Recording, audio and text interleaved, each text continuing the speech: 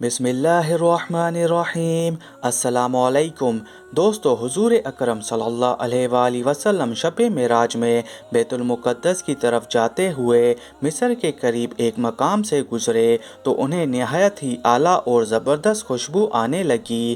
آپ صلی اللہ علیہ وآلہ وسلم نے حضرت جبرائیل علیہ السلام سے پوچھا کہ یہ خوشبو کیسی ہے؟ جواب ملا کہ فرعون کی بیٹی کی باندی مشطہ اور اس کی اولاد کی قبر سے آ رہی ہے۔ پھر حضرت جبرائیل علیہ السلام نے اس کا قصہ بیان کیا کہ مشطہ فرعون کی بیٹی کی خادمہ تھی اور وہ خفیہ طور پر اسلام لا چکی تھی۔ ایک دن فرعون کی بیٹی کی کنگھی کرتے ہوئے اس کے ہاتھ سے اتفاقاً کنگھی گر پڑی۔ وہ اٹھانے لگی تو اس کی زبان سے بے ساختہ بسم اللہ نکل گیا۔ اس پر شہزادی نے کہا کہ تو نے آج عجیب کلمہ بولا، رب تو میرا باپ فرعون ہی ہے، تو پھر تو نے آج کس کا نام لیا؟ اس نے جواب دیا، فرعون رب نہیں بلکہ رب وہ اللہ ہے جو مجھے، تجھے اور خود فرعون کو روزی دیتا ہے۔ شہزادی نے کہا، آج تو میرے باپ کے سوا کسی اور کو اپنا رب مانتی ہے؟ اس نے جواب دیا، ہاں، میرا، تیرا اور تیرے باپ کا سب کا رب اللہ ہی ہے۔ شہزادی نے اپنے باپ سے کہلوایا۔ وہ سخت غضبناک ہوا اور اسی وقت اسے بصر دربار بلوا بھیجا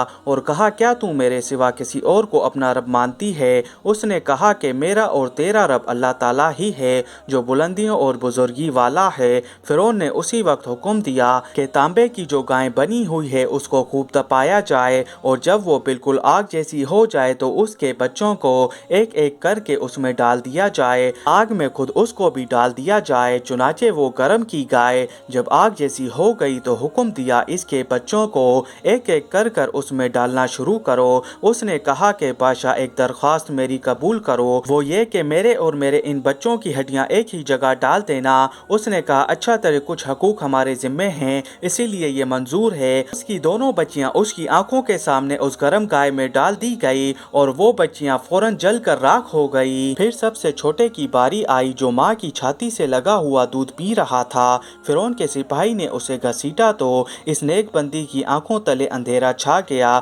اللہ تعالیٰ نے اس بچے کو اسی وقت زبان دے دی اور اس نے با آواز بلند کہا، اماں جان افسوس نہ کر، اماں جان ذرا بھی پسوپش نہ کرو، حق پر جان دینا ہی سب سے بڑی نیکی ہے۔ چنانچہ انہیں صبر آ گیا، اس بچے کو بھی آگ میں جلا دیا گیا اور آخر میں ان کی ماں کو بھی اسی آگ میں ڈال کر مار دیا گیا۔ یہ خوشبو کی مہک اسی کی جنتی محل سے آ رہی ہے۔